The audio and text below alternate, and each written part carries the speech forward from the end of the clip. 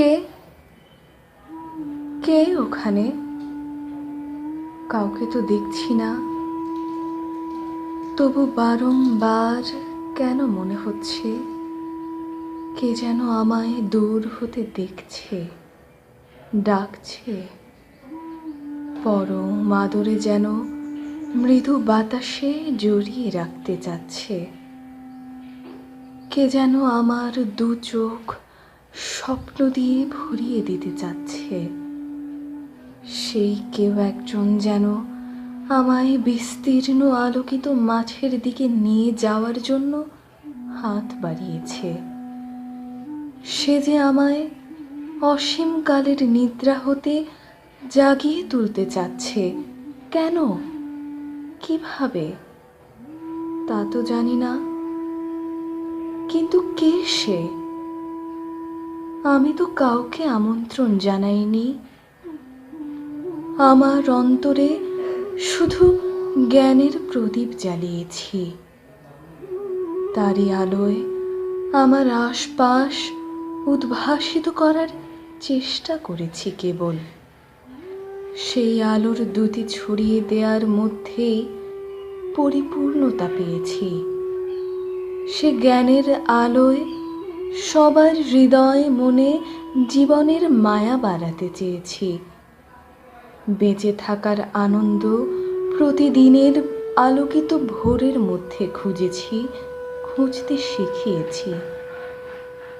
প্রতিদিন যেন নতুন সম্ভাবনার দ্বার খুলে সকলের জীবনকে স্নিগ্ধ মায়ায় জড়িয়ে রাখে, সে চেষ্টাই করেছি।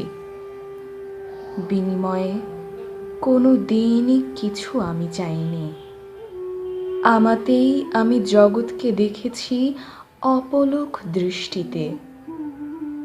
সেখানে স্বার্থের বাধা কোনো দিনই দৃষ্টি রোধ করতে পারেনি।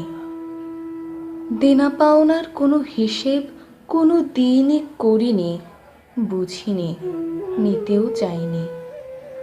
তাই বুঝি কোনো দিনই অপূর্ণতার স্বাদ স্পর্শ করেনি হৃদয় মন। তাই তো আমাতে আমি বড়ই সুখী। চিরকাল নিজের এই জগৎ ঘিরে কাঁটাতারের প্রতিরক্ষা বেষ্টনী বড় শক্ত করে দিয়ে রেখেছি। আজ অবধি এই জগতে কেউ অনুপ্রবেশ করেনি, একান্ত আপনজনও না। এমনকি হৃদয়ের অতি নিকটে যারা, তারাও না। অবশ্য সেটা আমার কোনো দোষে নয়। আপনজনের জন্য এই জগৎ উন্মুক্তই ছিল। তারাই বড় স্বার্থপরের মতো দূরে থেকেছে।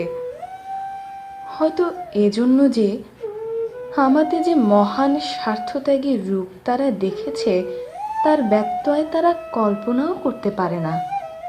মানুষ তো, তাই নিজের ভালো যেখানে বুঝে সেটাকে সত্যি জেনে আমরণ আঁকড়ে ধরতে চায়। তাই তো আমার এই রূপের বিমূর্ত ধারণা সকলে প্রাণপণ আঁকড়ে ধরেছে। তাদের স্বার্থে আমারও এই রূপের সত্যতাকে বড় আপন করে নিতে হয়েছে। আমি যে মহীরুহ, সকলকে ছায়া দেওয়ার দায়িত্ব যে আমার। আমি দুর্বল হলে কি চলবে? ঝড়ো বাতাসে আমার তো নুয়ে পড়তে নেই, ডাল ভেঙে পড়ারও সুযোগ নেই। অন্যের যে বিপদ হবে, অন্যকে ছায়া দিতে দিতে কখন যে নিজের প্রাণ ঝলসে গেছে বুঝিনি তো, এতটুকু বুঝিনি।